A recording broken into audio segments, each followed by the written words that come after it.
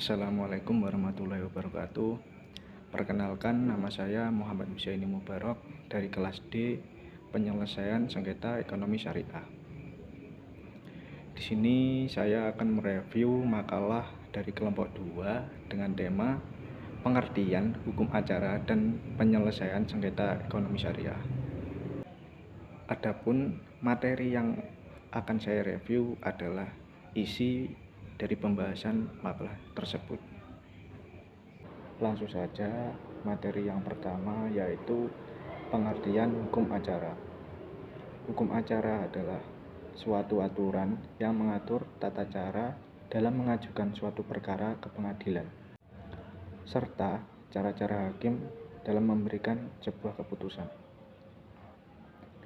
Hukum acara mengatur cabang-cabang hukum yang umum, seperti hukum acara perdata dan hukum acara pidana. Pada prinsipnya, hukum acara merupakan peraturan yang memuat tata cara dalam mengajukan gugatan perkara ke pengadilan, seperti menerima, memeriksa, dan mengadili suatu perkara yang ditujukan kepada seseorang dan subjek hukum. Sedangkan hukum ekonomi syariah adalah hukum yang mengatur tentang tata cara penyelesaian sengketa yang timbul di bidang ekonomi syariah, serta tata cara mengajukan tuntutan hak, memeriksa serta memutusnya, dan pelaksanaan putusan bagaimana menegakkan hukum acara ekonomi syariah itu sendiri. Kebanyakan sebab terjadinya sengketa ekonomi syariah adalah karena adanya ketidakserasian antara pribadi atau kelompok yang mengadakan hubungan yang mengakibatkan adanya hak yang terganggu. Yang kedua yaitu landasan hukum dan prinsip penyelesaian sengketa ekonomi syariah.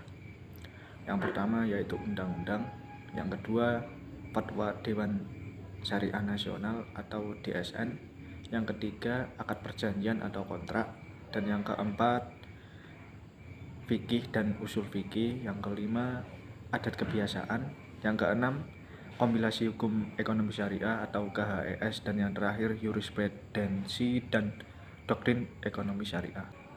Yang ketiga, tujuan penyelesaian ekonomi syariah. Tujuan adanya penyelesaian sengketa ekonomi syariah yaitu agar setiap permasalahan yang muncul dalam sengketa ekonomi syariah dapat terselesaikan dengan cepat dan tepat sebagaimana mestinya, sehingga tidak menimbulkan persengketaan yang berujung pada ketidakadilan, karena dapat menimbulkan persengketaan yang semakin tajam dan rumit.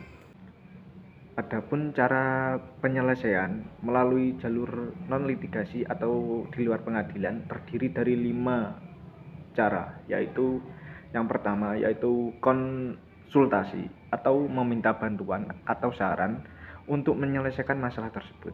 Yang kedua yaitu negosiasi, yaitu kesepakatan bersama antara kedua pihak untuk mencapai tujuan yang harmonis. Kemudian yang ketiga yaitu mediasi atau perundingan antara kedua pihak untuk mencapai kesepakatan bersama.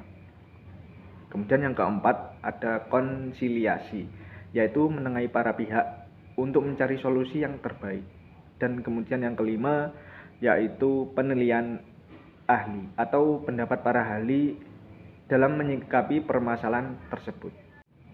Ya, itu tadi review makalah kelompok 2 yang bisa saya sampaikan. Apabila ada kesalahan kata atau pengucapan kata yang kurang berkenan, saya mohon maaf yang sebesar-besarnya.